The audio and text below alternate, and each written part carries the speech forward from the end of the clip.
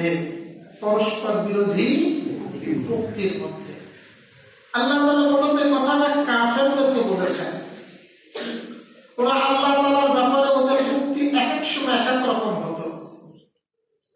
কখনো বলতো আল্লাহ তাআলা স্ত্রী গ্রহণ করেছেন, আবার কখনো কখনো বলতেন সন্তান গ্রহণ করেছে। ওরা বলতো ফেরেশতারা আল্লাহর কন্যা, নাউযুবিল্লাহ। এভাবে আল্লাহর ব্যাপারে এক এক সময় এক একটা কথা বলতো। আমার নবীজির ব্যাপারেও কখনো পাগল, কখনো গণক, কখনো জাদুকর, রাসূলকে নিয়ে এইভাবে বাজে কথা মুশরিকরা বলতো। আল্লাহ বলতেছেন নিশ্চয় তোমরা এই পরস্পর বিরোধী কথার মধ্যে রয়েছে। ইউফাকু আনহু মান উফিক, ইউফাকু আনহু মান উফিক, যে ব্যক্তি পথভ্রষ্ট, যে ব্যক্তি কি, সেই কেবল আল্লাহ তাআলা থেকে মুখ ফিরিয়ে রাখতে পারে। কার থেকে? আনহু মানে আল্লাহ থেকে। আল্লাহ তাআলা থেকে মুখ ফিরায়, তার সাথে সম্পর্ক স্থাপন করে না এবং তাকে মাবুদ রূপে মানার প্রয়োজন উপলব্ধি করে না। এটা কোন ব্যক্তি? মাকুফিক, যে ব্যক্তি পথভ্রষ্ট। বুঝতে হবে লোকটা কি পথভ্রষ্ট। এই কারণে আল্লাহ তাআলার সাথে তার সম্পর্ক নাই এবং আল্লাহর সাথে সম্পর্ক স্থাপন করলে যে লাভ, উপকারিতা, দরকার, এইটার খবরও তার নাই। অথচ একজন মানুষের জন্য সবচেয়ে জরুরি বিষয় আল্লাহর সাথে সম্পর্ক রাখা। কার সাথে? আল্লাহর সাথে। যদি আমার সম্পর্ক আল্লাহর সাথে তাআল্লুক হয়ে যায়, গোটা দুনিয়ার মানুষের যদি আমার বিরোধী হয়, তাহলে আমার কিছু যায় আসে না। আর সারা দুনিয়ার মানুষ আমার ভালোবাসে, আমার মাথায় করে নাচে, কিন্তু রব্বে কারীম আমার প্রতি নারাজ, অসন্তুষ্ট, তাহলে ওই ভালোবাসার কোনো মূল্য আছে? ভালোবাসার কোনো মূল্য নাই। এই জন্য আল্লাহর সাথে সম্পর্ক স্থাপন করা,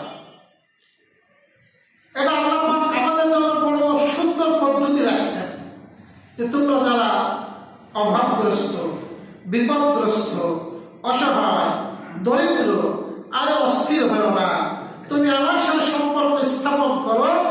তো দুনিয়াবাসী যদি তোমার সাথে সম্পর্ক স্থাপন নাও করে, তোমার অন্তরে আমি একটা অনাবিল শান্তি এটা আমি দান করবো। আল্লাহর সাথে যারা সম্পর্ক স্থাপন করে, আল্লাহ আমাকে কি দেয়? অন্তরের মধ্যে শান্তি দেয়।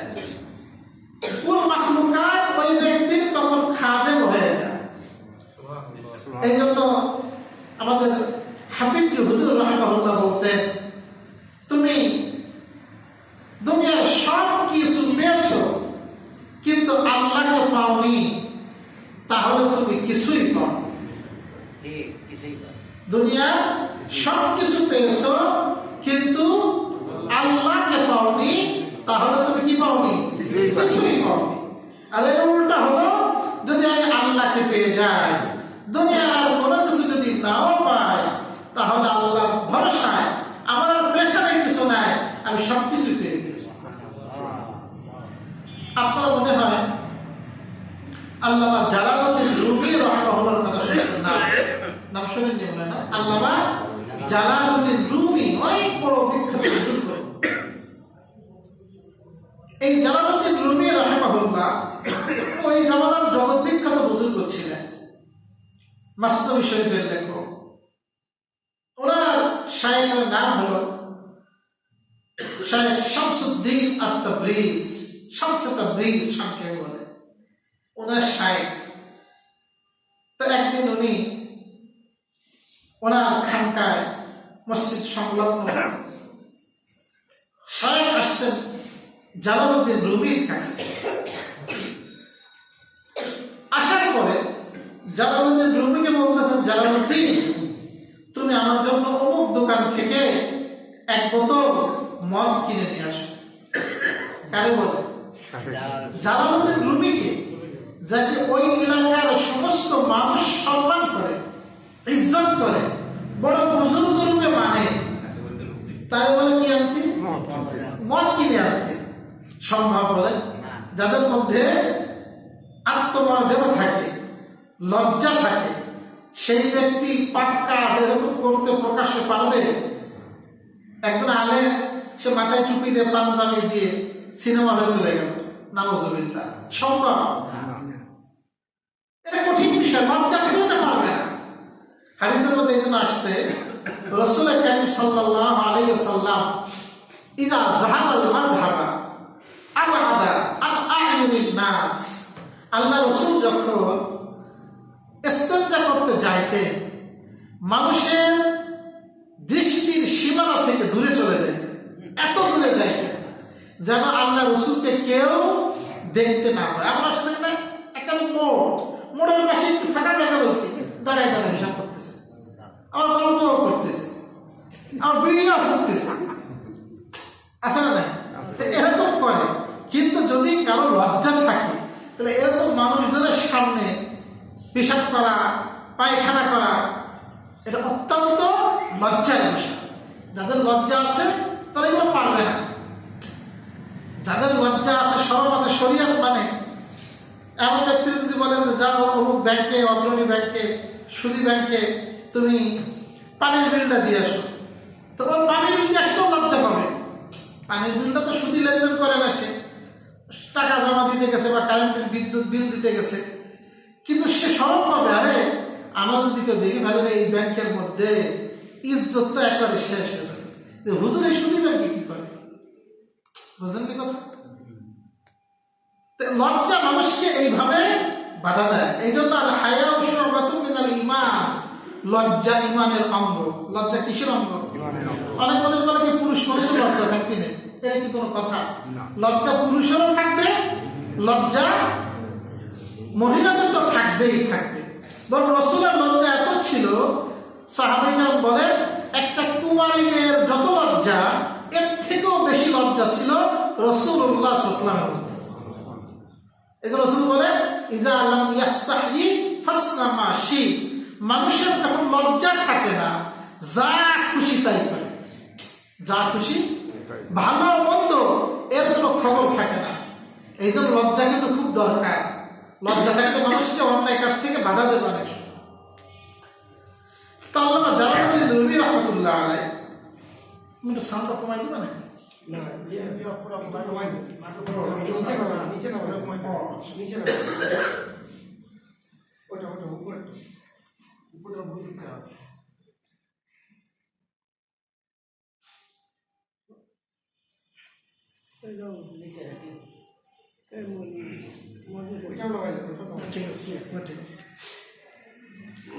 আল্লামা জালালউদ্দিন রুমি রাহিমাহুল্লাহ বলতেছেন, হুজুর আমি তো খুব, এই এলাকা আমাকে খুব সবাই সম্মান করে, সবাই খুব ইজ্জত করে, আপনি এই কাজটা আমাদের করাবেন, আপনি এটা আমার ছাড় দেন। সাহেব বলেন না তুমি যাও। বলে হযরত আমি তো কোনো খাদেম পাঠাই, তারা যে কাজটা করে নিয়ে আসি। বলে না তোমাকে যেতে হবে, তুমি যাও। উনি চাদর একটা মুড়ি দিয়ে গেছে, ওই ঠিক করে দোকানে গেছে, যাওয়ার পরে টাকা দিয়ে মদ কিনছে। এখন জালালউদ্দিন রুমি রাহমাতুল্লাহ আলাইহি, এখন মদের দোকানের আশপাশে কিছু থাকে লোকজন, তারা দেখে বলছে কিনে আমাদের সাহেব এখানে কেন, মদের দোকানে কি? এবার যখন ওখান থেকে বের হয়েছে চাদর মুড়িতে, চাদরের ভিতরে রাস্তায় এক মুসল্লি মনে করেন রাস্তা ব্যারিকেড, সাহেব কি হল, কোথার থেকে আসছে? উনি তো ঘামতেছে অপারেশন, বলে আপনি আপনার চাদরের মধ্যে কি, একটু বের করেন। উনি দেখাতে চায় না, এবার জোর করে বের করছে।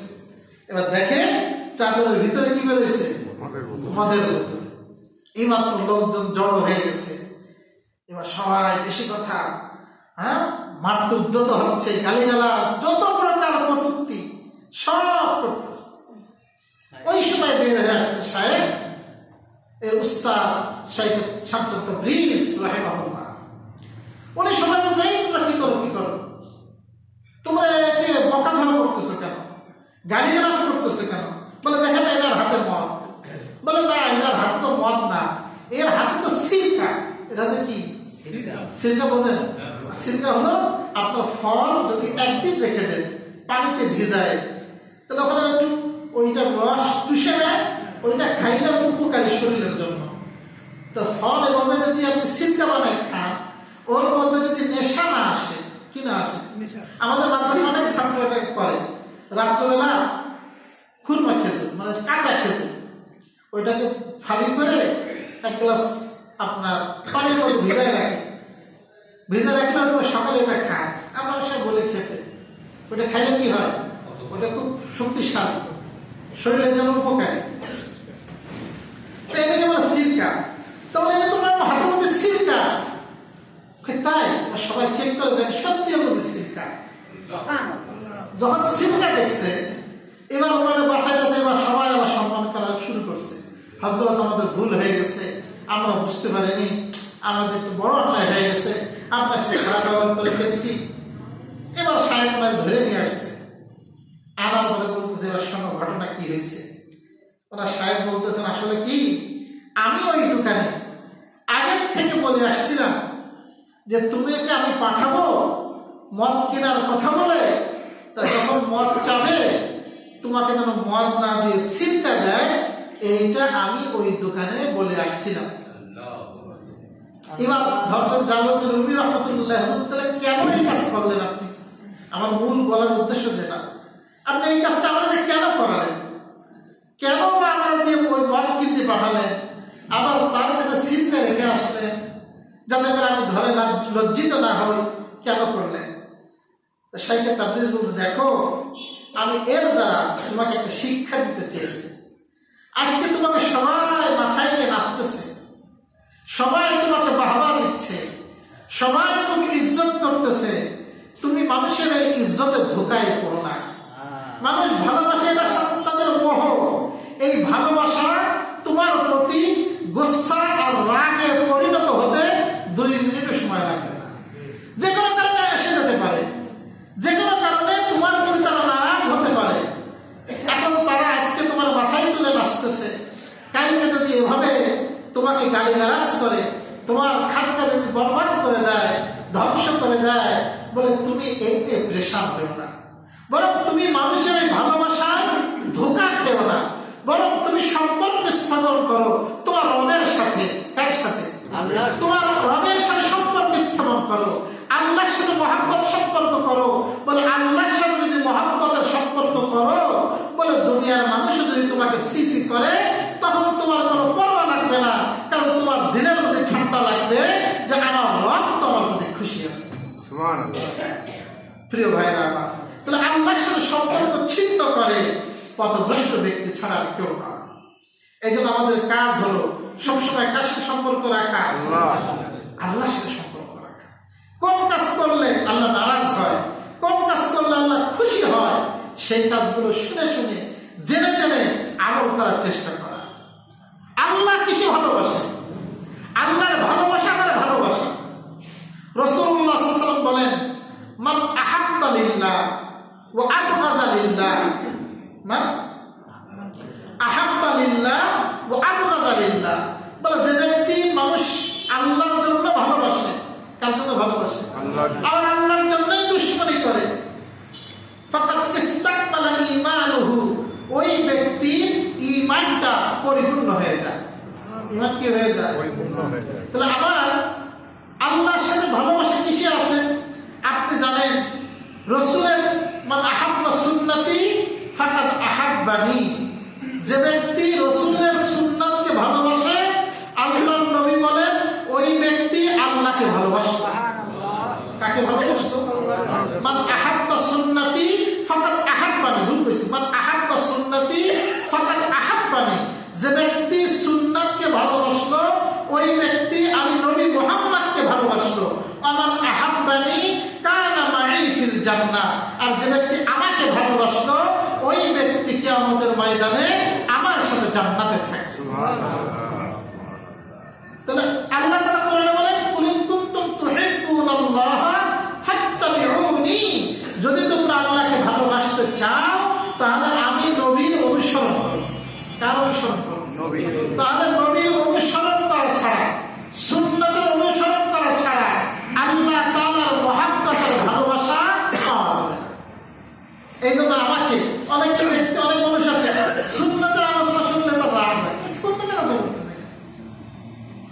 বুঝতে হবে আপনার অন্তরের মধ্যে এখনো ঈমান মজবুত হয়। আল্লাহ রাসূলের সুন্নাতকে অবজ্ঞা করা এটা নিজের ধ্বংসের কারণ হতে পারে। রাসূলের সকল সুন্নাতকে ভালোবাসতে হবে এবং সেই সুন্নাতগুলো জেনে জেনে আমাকে আমল করার চেষ্টা করতে হবে, তাহলেই না আমার আল্লাহর সাথে তাআল্লুকের সম্পর্ক হবে। আমরা জানি রাসূলের সুন্নাত খাবার খাওয়া কোন হাতে? ডান হাতে। বাম হাতে রাসূল খাইতে নিষেধ করেছেন, বাম হাতে শয়তান খায়। কে খায়? রাসূলের সুন্নাত হলো ডান হাতে খাওয়া। এখন আপনি বেশি আধিপত্য দেখান, বেশি বড়াই দেখান, নিজে একটা কিছু বোঝাতে চান আর বাম হাতে খান, এটা হলো অত্যন্ত খারাপ কাজ। রাসূলের দরবারে রাসূলের সাথে একই খামসায় খেতে বসছে একজন নওজোয়ান ব্যক্তি, সে বাম হাত দিয়ে খাচ্ছে। কোন হাতে খায়? আল্লাহ রাসূলের নিয়ম ছিল অন্যায় দেখলে সতর্ক করতেন। আল্লাহ রাসূল বলেন, ইয়া গোলাম কুল বিয়ামিনিক, তুমি তোমার ডান হাত দ্বারা খাও। কোন হাত দ্বারা খাও? এখন সব মানুষের সাথে ধরা গেছে বাম হাতে খাওয়া যাবে না, ডান হাতে খাও। ওই যুবকের আত্মমর্যাদা লাগছে, কি এত মানুষের সামনে আমরা অপমান করলো। আচ্ছা, একটা গুজামের জবাব দিয়ে চলে যায়। উনি বলল, আমি ডান হাতে খেতে সক্ষম না। বুঝলেন কি কথা? আমার ডান হাতে কি আছে? প্রবলেম আছে। আমি ডান হাতে আমি খেতে পারি না, এই জন্য আমি বাম হাতে খাচ্ছি। বুঝতে পারছেন কথাটা? এই কথা বলে রাসূলের সামনে অন্যদের সামনে নিজের বাঁচাইছে। আল্লাহ রাসূল সাল্লাল্লাহু আলাইহি ওয়াসাল্লাম শুধু এই কথা বলার কারণে এরপরে জীবনে সে আর ডান হাতে খেতে সক্ষম হয়। নাউযুবিল্লাহ, নষ্ট হয়ে গেছে। এই জন্য দেখেন, চিন্তা করে একটা সুন্নাতকে অবজ্ঞা করা কত বড় খারাপ কাজ। আমরা অনেকে মূল্য দিই না, এই সাধারণ মামুলি বিষয়। এটা মামুলি বিষয় না। আমাকে একটা সুন্নাত খুঁজে খুঁজে অনুসরণ করতে হবে, সেইটার উপর আমল করার চেষ্টা করতে হবে। আপনি ডান হাতে খানা খাচ্ছেন, তখন বাম হাতে গ্লাসে পানি পান করেন, তখন আপনি ডান হাতে একটু লাগাই নেন, মানে যতটুক পারি ততটুক আমি আমলটা যেন করতে পারি। বারবার বলা হয় টাকার উপরে কাপড় পরিধান করা রাসূলের বহুত বড় গুরুত্বপূর্ণ সুন্নাত। দাড়ি ঝুলাইয়া দেওয়া। দাড়ি কি করা? দাড়ি কিন্তু ঝুলাই দিতে রাসূল আদেশ করেছেন। দাড়ি ঝুলাই দিতে হবে, এক মুষ্টি পরিমাণ রাখতে হবে, চতুর্দিকে এক মুষ্টি পরিমাণ রাখতে হবে। এইটা হলো রাসূলের সুন্নাত। এর মধ্যে রাসূলের ভালোবাসা, এর মধ্যে আল্লাহর ভালোবাসা। তো এইগুলো আমাকে তো আমল করার চেষ্টা করতে হবে, তাহলে আমার আল্লাহর সাথে মহব্বত আর ভালোবাসা। প্রিয় ভাইরা আমার, রাসূলের সব ক্ষেত্রে আদর্শ আছে। এখন আমরা অনেক সময় অবহেলা করি, গুরুত্ব দিই। এই যে আমরা বসছি, ফাঁকা ফাঁকা বসছি না, এই যে মাঝখানে ফাঁকা, এই যে বসার তরিকা, এখানে রাসূলের নির্দেশনা আছে ফাঁকা জায়গা মিলাই মিলাই বসা, প্রত্যেকে ফাঁকা জায়গা পূরণ করে বসা। এমন কোনো জায়গা নেই যেই বিষয়ে রাসূলের আদর্শ নাই। এক কাফের আসছে, নাসাই শরীফের হাদিস, সালমান ফারসি রাদিয়াল্লাহু তাআলা ধরছে। রাসূলের বয়স্ক সাহাবী, এক বর্ণনা আসছে ওনার হায়াত পাইছিলেন 350 বছর। সুবহানাল্লাহ বলেন। আপনার বয়সটা 100 হয়নি, 350 বছর হায়াত পাইছিলেন। আর এক বর্ণনায় 250 বছর হায়াত পাইছিলেন। উনি রাসূলের প্রিয় সাহাবী। ওনার কাছে এক কাফের এসে বলে, তোমাদের ধর্ম কিরকম ধর্ম যে পায়খানা করার পদ্ধতি এটাও তোমার নবী বলে। ওর তো উদ্দেশ্য তাচ্ছিল্য করা। উনি এইটাকে ভালোভাবে গ্রহণ করলেন যে হ্যাঁ, এটাই তো আমার পূর্ণাঙ্গ দিনের আলামত যে আমার নবী হাত্তাল খিরাতা, কিভাবে পায়খানায় বসতে হবে, কিভাবে আমাকে ইস্তেঞ্জা করতে হবে, সেই তরিকাটাও আমার ধর্মে আমার নবী শিক্ষা দিয়েছেন। বুঝলেন? আপনি পানি নেবেন, আপনি ঢিলা নেবেন। এবং আমাদের নুরুল কিতাবের মধ্যে আসছে যে বাম পায়ের পর ভর দিয়ে বসা ইস্তেঞ্জা করার সময় কোন পায়ের পর একটু, তাহলে আপনার ইস্তেঞ্জা ভালো হয়। সতর্ক যত সম্ভব লুঙ্গি পড়ে গেছে, বাথরুমের মধ্যে, তারপরে সম্পূর্ণ উলঙ্গ না হয়ে, এগুলো আমরা বক্তব্যে শিখাই, সম্পূর্ণ উলঙ্গ না হয়ে হাঁটু মুটো ঢেকে যতটুক না খুললে নয় এইটুক খুলে বাথরুমে বসা। এইভাবে আল্লাহ রাসূল সাল্লাল্লাহু আলাইহি ওয়াসাল্লাম শিক্ষা দিয়েছেন, পায়খানা করার পদ্ধতি শিক্ষা দিয়েছেন। ঘুমাবা কি করে? তুমি ডান কাঁধে ঘুমাও। কোন কাঁধে ঘুমাও? ওযু করে ঘুমাও, কিছু দোয়া কালাম পড়ে পাঠ করে ঘুমাও। দুঃস্বপ্ন দেখলে তার দোয়া শিক্ষা দিয়েছেন, ঘুমানোর দোয়া শিক্ষা দিয়েছেন, ঘুম থেকে ওঠানোর দোয়া শিক্ষা দিয়েছেন। মসজিদে প্রবেশ, মসজিদ থেকে বাহির, এই সুন্নাতগুলো শিক্ষা দিয়েছেন। তো রাসূলের সাথে, রাসূলের সুন্নাতের পরে আমল করলে আল্লাহ তাআলার সাথে মহব্বত আর ভালোবাসা বৃদ্ধি পায়। একটা সাথে আরেকটা সম্পর্ক। আল্লাহ তাআলা আমাদেরকে আমল করার তৌফিক দান করুন। আজকে এই পর্যন্ত থাক। আমি অনেক দূর থেকে সফর ফরিদপুর গেছিলাম, আসছি এই